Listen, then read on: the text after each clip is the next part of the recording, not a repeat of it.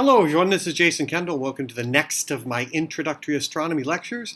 Last time we were talking about the surface features of the sun. Now let's get down to the center of things, down into the core of the sun. So what's way down in the core of the sun? What are the conditions like in there? And we see from this diagram that it can be very complicated, but below the photosphere and below the chromosphere. The deep down in the sun, the conditions are really rather strange. So let's go see what's happening down there.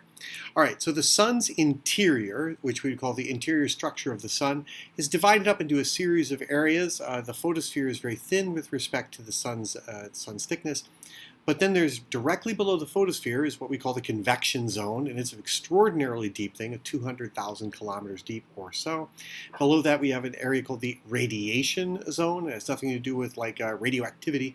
No, it is just where energy is transported via radiation, and that's about 300,000 kilometers. And the core itself has a diameter of about 200, or radius of about 200,000 kilometers. And the sun itself is divided up in these sections. The convection zone is where energy is transported primarily through bubbles of gas that are hotter and then rise through, and radiation is where energy is transported this way. So let's actually look at the interior of the sun and what is down way deep in the core. All right, in order to understand the depth and what it is way down in the core, we have to rely on a lot of physics. And so here we go, the beginning of lots of physics in this entire series. The major aspects of physics that we're going to be talking about first are the law of gravity, Newton's law of gravity, F equals gmm over r squared, the principle of hydrostatic equilibrium, meaning it don't move, and the equation of state, meaning how gases behave with respect to pressure, density, volume, etc., and macroscopic variables you might measure about a gas, and some source of energy, meaning, the sun's radiating light, so therefore it must have something to replace that energy in the form of light, and then that energy's got to get from wherever it is produced out to the surface such that it goes out into space as light. All right, so we're going to deal with these in the next series of videos, this one and the next two, in order to get there. But first, let's talk about hydrostatic equilibrium, which is a fundamental concept with respect to stable things. Hydrostatic equilibrium, blah, blah, blah, blah. Hydrostatic equilibrium simply means that the sun isn't getting bigger or smaller. It's not squishing in on one side and then getting bigger on the other. It's pretty much stable in every way we can think, or at least as another way of saying it's really not significantly sloshing around. And as such, the sun, because it's in hydrostatic equilibrium and it's a big ball of gas, it takes the shape of a sphere. And so the best way to think about it is that the gravitational pull of all the gases, which has mass, gas has mass, people tend to forget that, but the gravitational pressure due to the weight of the gas must be balanced by the pressure pushing against that gravitational pull. So something's got to provide that pressure, and that pressure is the gas pressure. So gravity pulls all the gas in, and the gas itself provides pressure outwards. And so there's a balance. And in hydrostatic equilibrium, let's explain this now. The deeper you go, the greater the pressure must be. So the greater the weight on top as you go in. So therefore, the pressure counterbalancing it must be greater. And this equation that we see, let's read it out because it kind of helps to read it. And it's in the form of a calculus-based equation where we're saying that the dP simply means a little change in the pressure. So that D means little change in, and the dr on the bottom is a little change in radius or depth. So there's a little change in pressure as it changes in radius or depth, and that corresponds to something related to Newton's law of gravity. And that's where that big G comes from, because that's the big G of Newton's law of gravity. The M is the mass of some element pushing down on top. And rho, that Greek letter rho that looks like a P, a kind of a funny shaped P, is the density of the material that has that mass of that region. And then r squared on the bottom is the distance from the center. So from the center of mass. So therefore, when it's in hydrostatic equilibrium, the balance in pressure means that it's not going to be pushing up or down. And it's not going to be sloshing up or down. It'll be all in balance, and so you can measure how the pressure changes with depth by simply knowing what the mass of a little element is in there, and its density and where it is inside of there. So that's what we really care about. That's hydrostatic equilibrium, and it means that the weight that is pushing down on top of a little element is being pushed back up by the pressure from below. All right, so in hydrostatic equilibrium, if you kick the star just a little bit, what happens?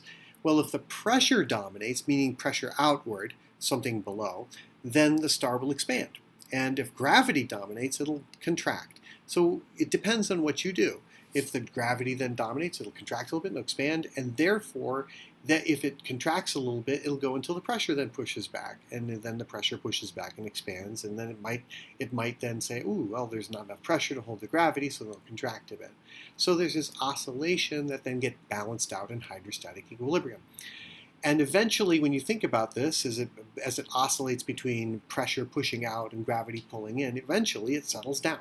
And when it settles down, you eventually get a setup where then the core is very, very, very hot and very dense and really compact, and surrounded by a much, much cooler, much lower density envelope around the core.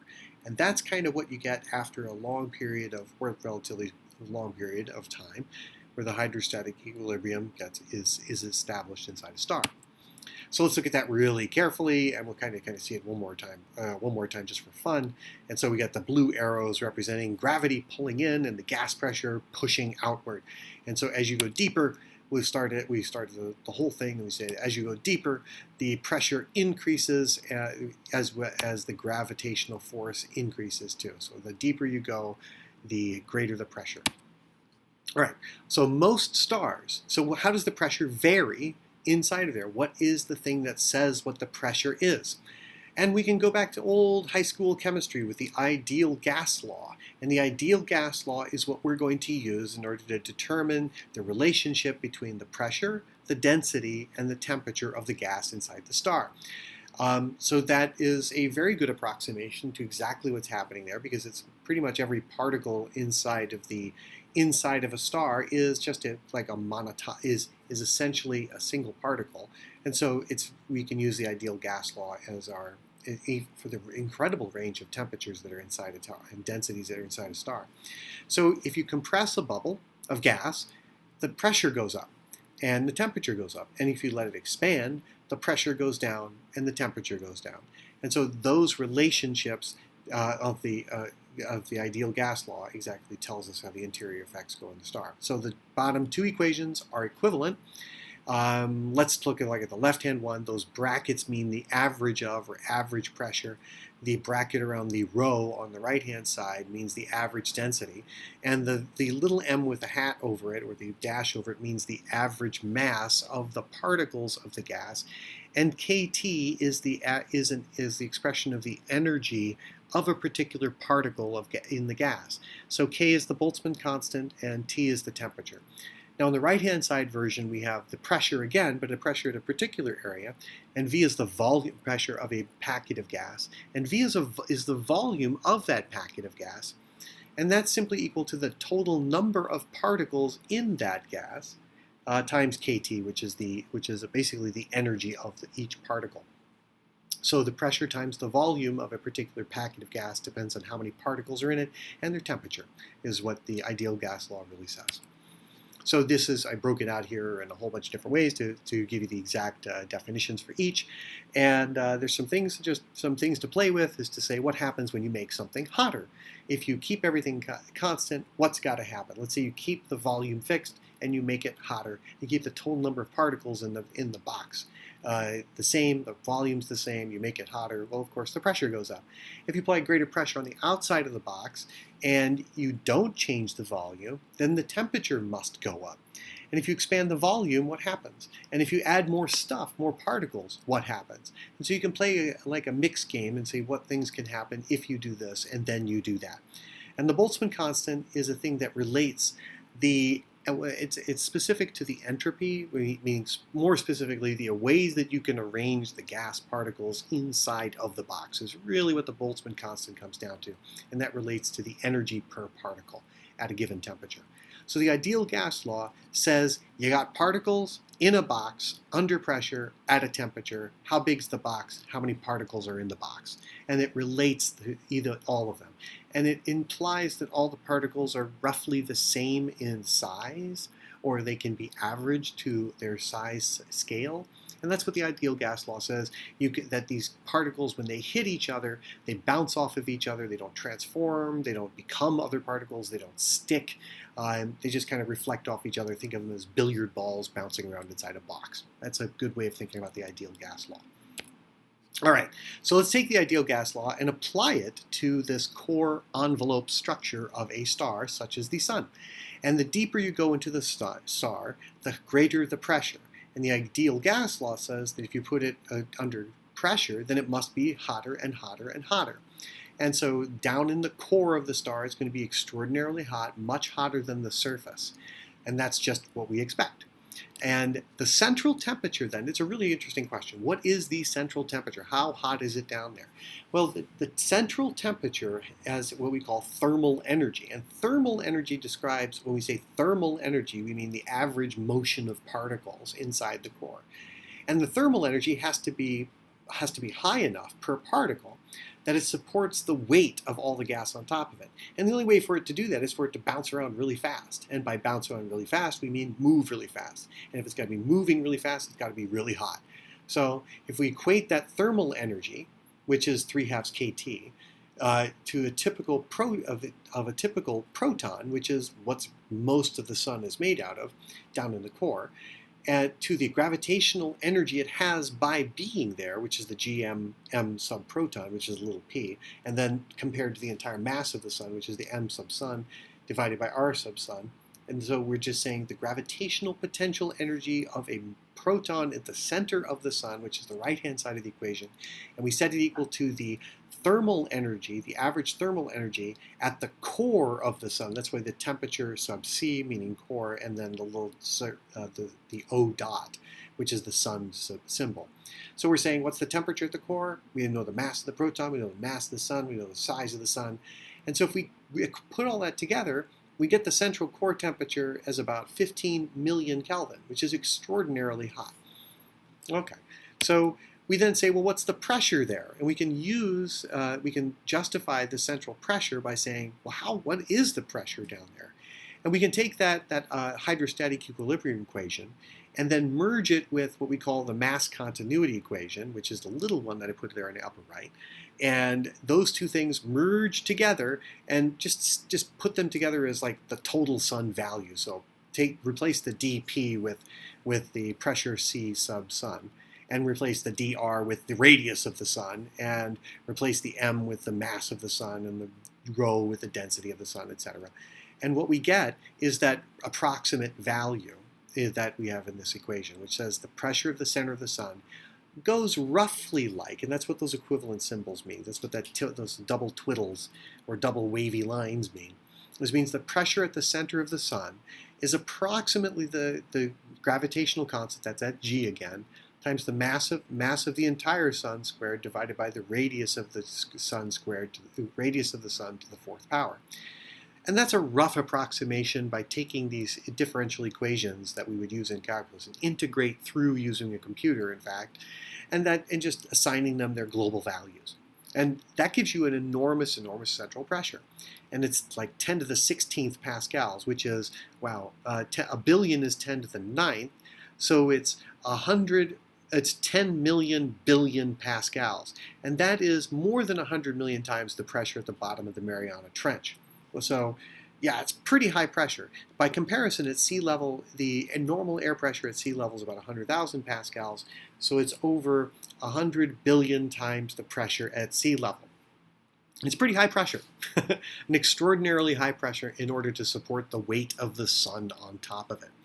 All right, so now we have the central temperature, we have the central pressure. Now we can measure the density of the center of the sun, and we can go back to the ideal gas law, plug that in, and determine the central density. And we end up with, if we plug in the central values for the pressure and density, we get for the pressure and temperature and give it a typical mass, which is a mass of a proton, we find that the density is on the order of 150,000 kilograms per cubic meter.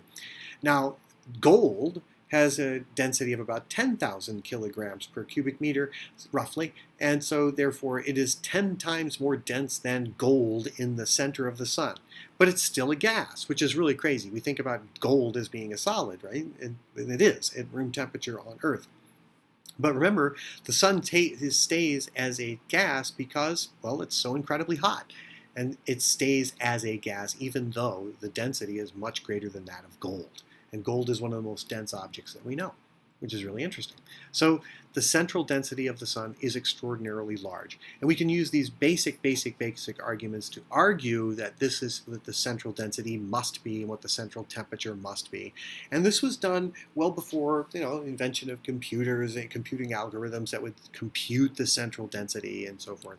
So the core conditions are, well, the core is about a quarter of the entire radius of the sun. The temperature is about 15 million Kelvin, and the density, for more specific calculations, is about 151,300 kilograms per cubic meter, compared to the surface, or roughly the envelope, or maybe just the photosphere, which the radius is about 700,000 kilometers. The temperature is much cooler at 6,000 Kelvin.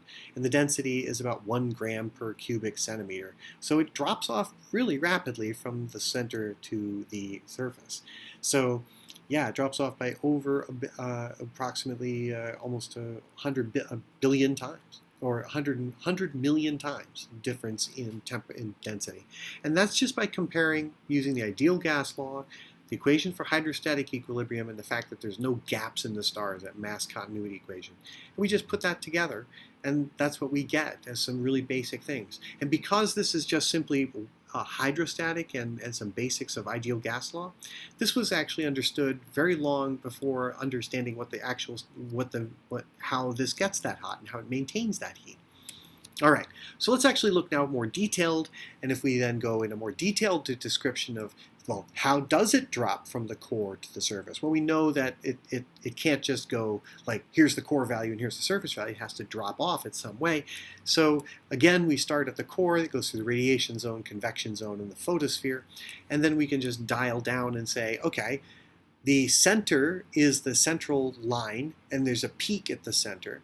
And so we see that most of the high density area is right at the center.